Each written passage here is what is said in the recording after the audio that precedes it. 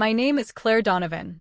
I am 32 years old, and the afternoon my father's attorney knocked on our door, I was standing in my kitchen in the middle of a Sunday dinner that my mother-in-law had spent 40 minutes making feel like a trial. The knock came at 4:17. I know the exact time because I had been watching the clock above the refrigerator the way you watch a clock when you are counting minutes until something ends. My mother-in-law, Vivian Ashford, was sitting at my kitchen table in a cream blouse she had worn. Specifically because cream was the color she chose when she wanted to look expensive without trying. She had been talking for 40 minutes about her son's career, about the promotion he had received, about the apartment they had lived in before we married and what it had been worth, about the neighborhood we lived in now and what she thought of it. Everything she said was about money. Everything she said was also about me. She never said it directly. Vivian Ashford was too careful for direct. She said things like, "Of course, James has always had good taste. And it is important to marry someone who appreciates what they have been given." And once, at a dinner 3 years ago that I had replayed in my head more times than I could count, "I just hope James knows the difference between someone who loves him and someone who loves what he provides," said to his aunt. Across a table of 12 people, with a smile that stopped at her cheekbones, James had heard it. He had looked at his plate. He had not said anything. I had looked at my plate too. I had told myself he would say something later. He did not say something later. That was 3 years ago. Since then there had been 11 more dinners and 4 family events and 2 holiday gatherings and an accumulation of comments that were never directly about me but were always entirely about me. About where I had grown up. About my parents' house. About the job I had left to raise our daughter. About what I had and had not brought to this marriage beyond myself. I had brought myself. Apparently, that required ongoing audit. My father had died 14 months before I married James. He had been sick for 2 years before that. The last year I had spent driving 4 hours every Friday and driving back every Sunday. I had watched him get smaller. I had watched him fight. I had watched him lose. He had been a quiet man. A high school history teacher for 31 years. He drove the same car for 11 years and wore the same 3 sweaters in rotation, and spent his Saturday mornings at the library because he said it was the only place where no one needed anything from him. He did not leave an estate. He left a house with a small mortgage, a savings account with enough to cover the funeral and the remaining months of bills, and a filing cabinet in his study that he had organized with the specific care of a man who believed that leaving things in order was its own form of love. He also left a letter, sealed, my name on the front, given to his attorney, a man named Robert Hale who had handled his affairs for 20 years, with instructions that it be delivered in person. Not mailed. Delivered. At a time Robert deemed appropriate. I had not known about the letter. I had not known about Robert Hale. I had not known that my quiet father who drove the same car for 11 years had been paying attention to the shape of my life from a distance and had decided, at some point in his final months, that there was something he needed to say to me that he could not say while he was still alive to say it. He had been gone for 5 years when Robert Hale knocked on my door at 4:17 on a Sunday afternoon while my mother-in-law was performing her audit at my kitchen table. Before I tell you what was in that letter, and I will tell you every word, I need to take you back to a house in Millbrook, Ohio, to a father who said very little and noticed everything, and to a daughter who had spent 5 years wishing he could see what her life had become. He had seen. He had just been waiting for the right moment to tell me. If you are watching this right now, drop your city in the comments. Just your city. I read every one. And if you have ever been made to feel like you were not enough by the people who were supposed to welcome you, like this video. Now, back to Millbrook. I grew up in a house that was small and completely full, not of things, of presents. My father, David Donovan, filled a room differently from most people, not with volume or performance, but with the specific weight of someone who was entirely, unhurriedly there. He asked questions and waited for the complete answer. He remembered what you had said the last time. He noticed when you were carrying something you had not mentioned. My mother had died when I was 9. He had raised me alone for the next 12 years. Not dramatically. Just consistently. Packed lunches, school pickups, homework at the kitchen table, Saturday library mornings, he let me come on from the time I was old enough to sit quietly. He was not wealthy. He was a teacher. He saved carefully and spent even more carefully, and told me once, when I was 16 and complaining about not having the things other girls at school had, that the difference between enough and more was mostly a story people told themselves. I had not fully understood that until I was sitting in a kitchen in a house my mother-in-law considered beneath her son. I met James Ashford at 24. He was a financial analyst, calm, methodical, the kind of man who was good with numbers and better with people than his profession suggested. He came from a family that had money in the specific way of families who had always had it, not flashy, not performed, just assumed. The way Weathers assumed. His mother Vivian had been assuming things about me from the first dinner. She had looked at where I was from, at what my father had done, at the apartment I had shared with 2 roommates when James and I met, at the job I had, nonprofit program coordinator, $34,000 a year, the kind of work that people described as admirable when they meant impractical. She had decided something before she finished her starter. James had seen it. He had not said anything. That was the thing I had never quite found the language for. Not the comments. The silence after them. I had loved James for 5 years. I had also spent 5 years carrying the specific weight of being loved by someone who would not defend what he loved. My father would have had words for that. He had, it turned out. He had written them down. The knock came at 4:17. James was in the living room with his father, Gerald, who was a quieter version of his wife, and had the specific talent of being present at difficult moments without contributing to or alleviating them. Vivian was at my table performing her audit. My daughter Rosie, 2 years old, entirely unbothered by adult dynamics, was asleep in the next room. I answered the door. The man on the step was 63. Gray coat. Leather briefcase worn at the corners. The kind of face that had delivered difficult news often enough that it had settled into permanent, careful neutrality. "Mrs. Ashford," he said. "Yes," I said. "My name is Robert Hale," he said. "I was your father's attorney. I am here to deliver something he left for you." The hallway went very quiet. Behind me I could hear Vivian's voice stop mid-sentence. I stepped back from the door. "Come in," I said. Robert Hale sat at my kitchen table. Vivian had not moved. Gerald had appeared in the doorway from the living room. James was behind him. Everyone was arranged in the specific way of people who have understood that something is happening, but do not know yet what shape it will take. Robert set his briefcase on the table. He opened it with the unhurried efficiency of someone who had done this many times. He took out a sealed envelope. Cream-colored. My name on the front in my father's handwriting. He also took out a second document. A folder. Thick. Tabbed. "Your father asked me to deliver both of these in person," Robert said. "He was specific about the conditions. He wanted you to receive them together, and he wanted there to be a witness present." "A witness," I said. He said, "And I am reading from his instruction letter. Claire will need someone to see this with her. Make sure she is not alone when it arrives." I looked at the room. James. Gerald. Vivian still at the table in her cream blouse. My father had arranged for witnesses. He had arranged for Vivian specifically. I would understand later. Not by name, but by the instruction to deliver the letter on a Sunday afternoon when James's family was likely to be present. Robert had been watching the pattern of our Sundays for 3 months before choosing this one. My father had understood the shape of my life from a distance. He had timed the reaching accordingly. "Can I read the letter privately first?" I said. "Of course," Robert said. "I will wait." I took the envelope to the hallway. Sat on the bottom step of the stairs. Opened it. 3 pages. His handwriting. The specific cramped script he used when he was writing something he had thought about carefully, smaller than his usual hand, more deliberate, like he was trying to fit everything in without wasting space. He began, "Claire, if you are reading this, Robert has decided the time is right. I trust his judgment. He has known me long enough to know what the right time looks like." He wrote about my mother. About the years after she died. About raising me alone in a house that was small and full. He wrote, "I was not a wealthy man. I want you to know that I was aware of this every day of your life. Not with shame. With intention. I chose to be a teacher because I believed it mattered.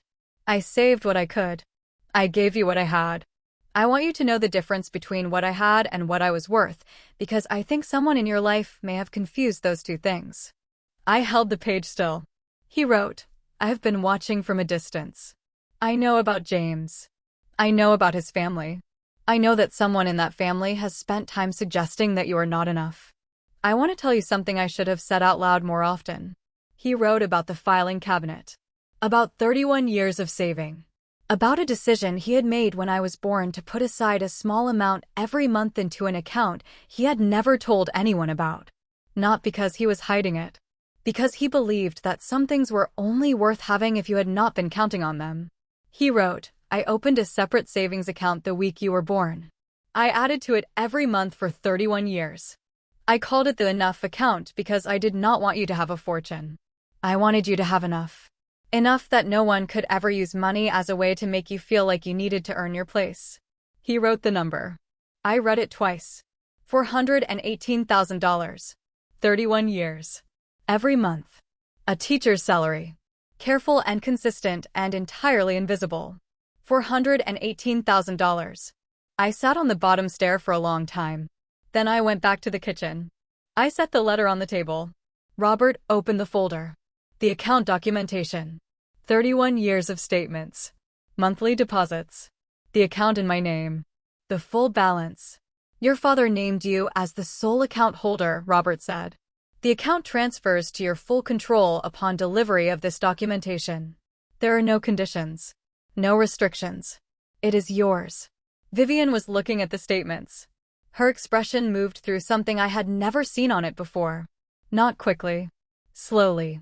The way ice moves, barely perceptible until suddenly it has shifted everything. He was a teacher, she said. Not to me. Almost to herself. He was, I said. For 31 years. He drove the same car for 11. He wore the same 3 sweaters.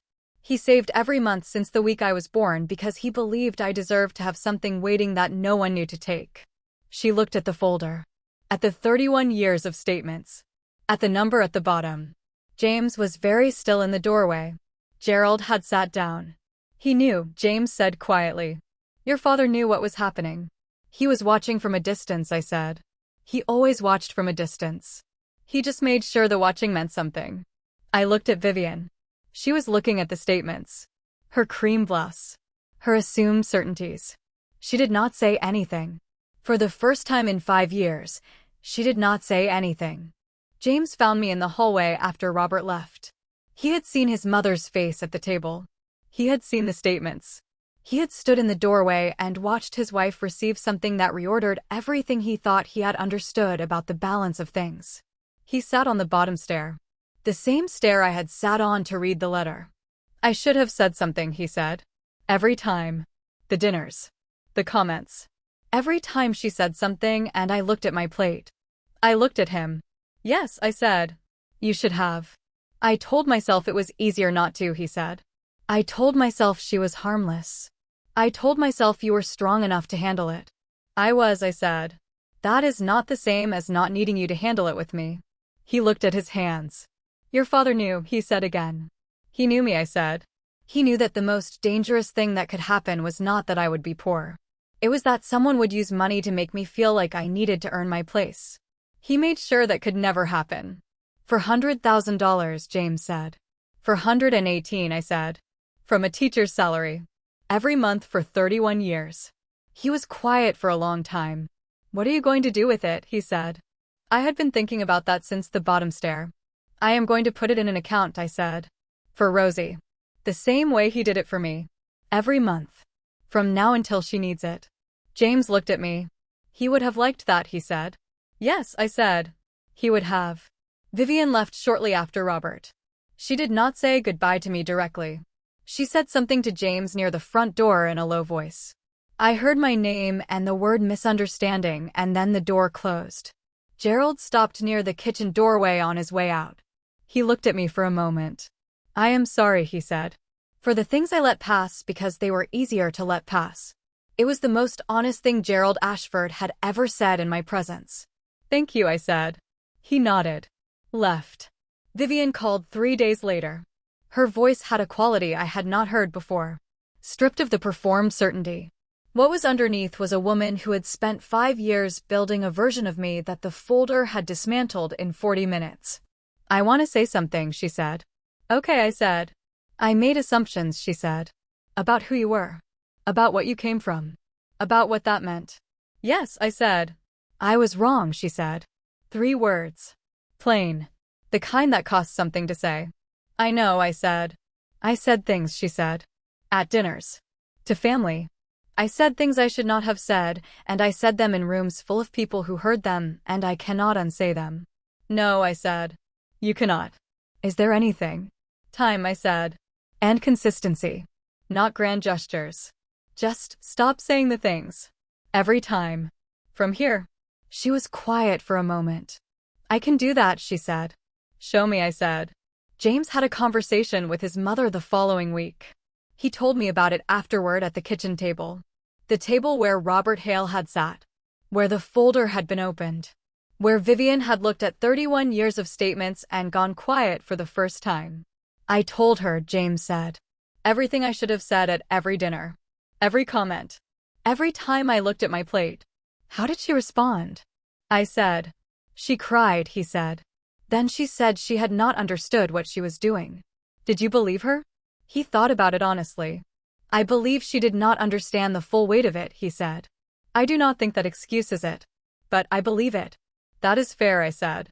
"I also told her," he said, "that if it happens again, any version of it, I will not look at my plate." I looked at him. "Good," I said. He reached across the table. Put his hand over mine. "Your father," he said. "He did this for you. Every month. For 31 years. He never told you." "He told me in the only way that lasted," I said. "I opened the account for Rosie the following Tuesday. I set up an automatic transfer. Monthly. The same day every month. The same way my father had done it for 31 years in a house in Millbrook, Ohio, on a teacher's salary.